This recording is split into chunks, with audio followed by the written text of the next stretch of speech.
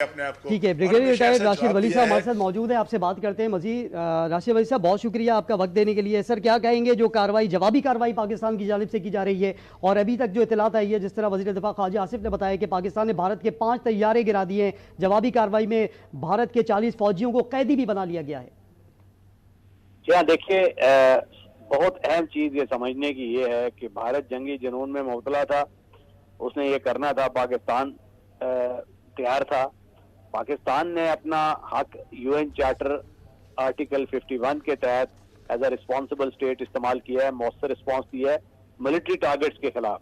भारत ने international humanitarian law की खिलाफ वर्जी की है। ये जरा इसको नोट कीजिए, इस बात को, और इस बयानिए को जरा थोड़ा सा देनी चाहिए हमें ट्रैक्शन मीडिया पे। IHL, international humanitarian law, Geneva convention, ये वो कवानीन है जिससे जंग के कवानीन और जंग जिसके तहत लड़ी जाती है। और ये एक ऐसा मुल्क है जिसने सिविलियन टारगेट्स को निशाना बनाया है, प्लेसेस ऑफ वर्शिप को, यानी कि चर्च और मस्जिद और ये जो चीजें होती हैं, इनको आप अटैक नहीं करते हैं जंग में भी, और सिविलियंस को नहीं करते हैं। और उन्होंने वो करके, उसकी खिलाफ वर्जी करके अपने आप को एक वार क्राइम्स कमिट करने वाली फौज का दर्जा दे दिया है, और इसको हमें दुनिया के सामने इनको नंगा करना है। अभी दूसरी ये बात कि पाकिस्तान का रिस्पॉन्स बिल्कुल लीगल है, इखलाकियात पे मबनी है, मौसर है, प्रोपोर्शनेट है, और मिलिट्री टारगेट्स में। ये बहुत अहम चीज समझने वाली है।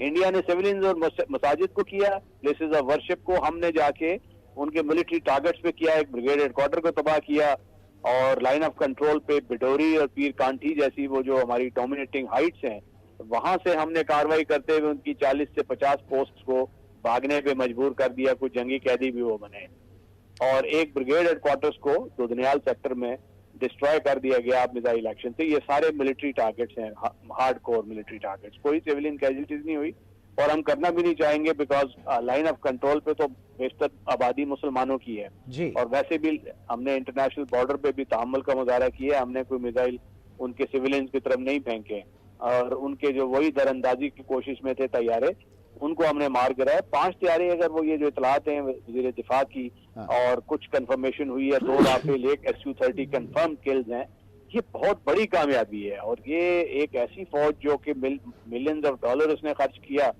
अब उसकी प्रोफेशनलिज्म और उसकी करेज पे ये बड़ा सवालिया निशान आ गया है। और नहीं तो क्या कुछ कभी एसेस किया होगा इंडिया ने कि जनाब इतना क्विक रेस्पॉन्स, इतना कॉम्प्रिहेंसिव, इतना टारगेटेड, इतना कैलकुलेटेड, और इतना उनके स्ट्रेटेजिक जो चीज़ें जो हैं वो इस तरीके से एक्सपोज होंगी, पाकिस्तान इस तरह का रिएक्शन देगा? कभी उन्होंने इस तरह से रीड किया होगा हमारी फौज को?